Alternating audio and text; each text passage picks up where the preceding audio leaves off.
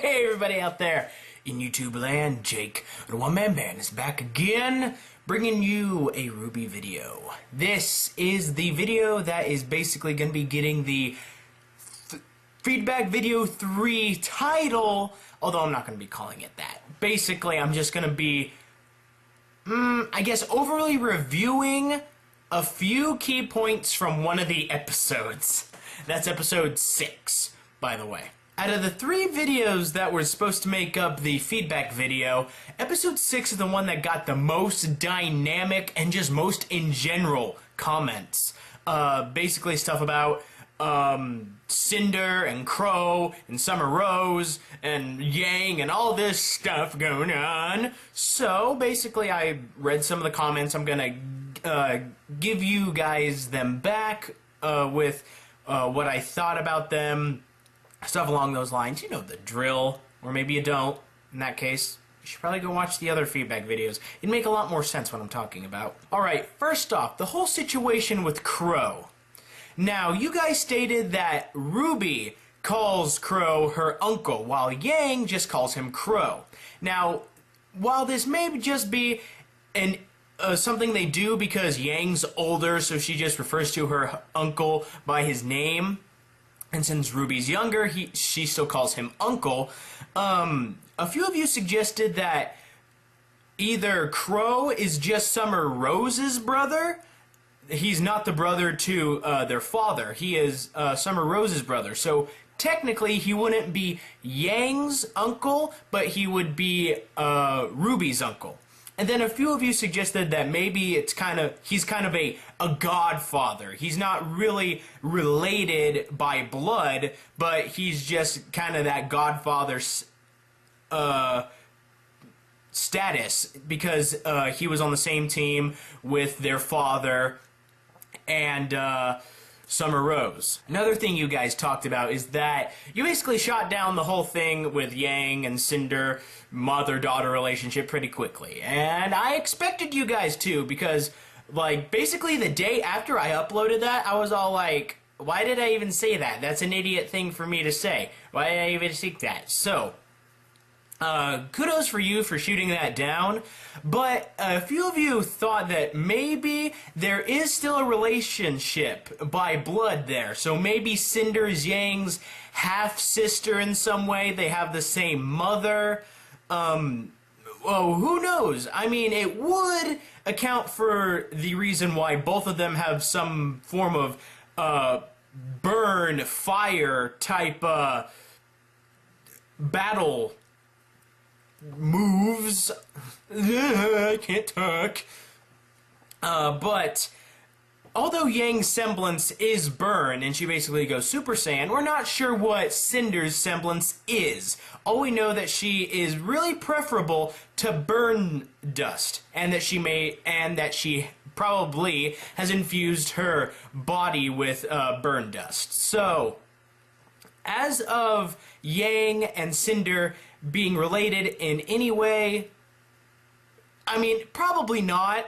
There's a very small chance, maybe, so we really need to watch out for that. Also, a few of you guys suggested that during the backstory that Yang told Blake, that it was a reference to Goldilocks, how she went out into the forest, she found a cottage in the forest, and there was 3 baddies in there. Now, it would have made more sense if they were Ursa, but they were Beowulfs by what it looked like in the video. But I do see the reference there that she came to a cottage in the middle of the woods and there was 3 animal creatures in there and she got attacked and Crow saved them. It was really freaking awesome. Kudos for you guys for spying that out. Also, a few of you guys said that in the flashback that Yang's hair and eyes were a different color. So, her having different colored eyes and hair in the future could suggest 2 things, 3 things even. I'll give you the first one that probably isn't likely. 1, that due to the art style that the flashback video was done in, they didn't want to give her blonde hair and the eye color that way. I mean, it could have just been a boo-boo on the animators and artists' part, but I highly doubt that. 2, Now, a lot of you guys probably know that as you grow up, your hair can change color and your eyes can change color. So maybe it was somewhere along those lines where as she grew up, her hair became more blonde and her eyes changed color. So there's always that in there. But you guys went for the ultimate anime transformation theory. A few of you guys suggested that her now having blonde hair and different colored eyes is the true embodiment that she is practically Super Saiyan. That because her hair is a different color, that she is Super Saiyan in a sense. That she peaked at a power level or somewhere along those lines, which physically changed the color of her hair and eyes, which is altogether a possibility because this is anime we're talking about. Alright, now on to a big thing that was kinda debated about and commented about at this time, is the whole concept with Summer Rose. Is she dead? Alright, there's support on that she is, there's support that she isn't. So, let's just get started. Alright, support that she's dead. Well, for one, she's not around, so she's not there for RWBY. Two, she never returned from her mission when she was a very skilled huntress, possibly even being on the same team as Ozpin, and Ozpin's still alive, so maybe she died during a mission and now he holds that loss, and, you know, he's just said RWBY, he's made more mistakes in his life than any man, woman, or child. That could have been one of those mistakes. And three, in the song Red Like Roses Part 2, it strongly suggests that she is dead. Just listen to the lyrics, listen to the song, it's a good song. Alrighty, here's some support that she isn't dead. The burial site in the red trailer for Summer Rose. It's on a cliff. It's at the edge of a cliff. Now, there may have not been a body to recover, but burying somebody on a cliff doesn't seem that practical. I mean, you would eventually dig deep enough and you just fall through the hole. I believe that gravestone, this is just what I believe, is more of a memorial than an actual gravesite. Maybe that was like her favorite place to go or somewhere along those lines, so they decided to bury her there. A few of you guys even suggested, said in the comments that she died in front of RWBY and stuff like that. Now, we all know that's not true because it was stated that she went on a mission and just never came back. So, there's always the idea that she may still be alive out there in the world, but I don't know, maybe she has amnesia and she can't remember she has a daughter, which I have no idea why that would even happen. She could be a prisoner of some shady organization that Cinder Falls in league with. Here's another crazy theory that I thought of for Summer Rose. Okay, first off, have you guys seen the movie or read the graphic novels Priest? If you haven't, I suggest you go watch the movie, read the graphic novels. The movie's really freaking awesome. Basically, a war with vampiric monsters, stuff like that. In the very beginning, it shows that a group of highly skilled priests, which are warriors, specifically made to kill vampires, go into a hive, it's a trap, and they have to leave one of their own behind. They think he's dead, but actually he is transformed into a human vampire. And then he comes back, he's a baddie, stuff along those lines.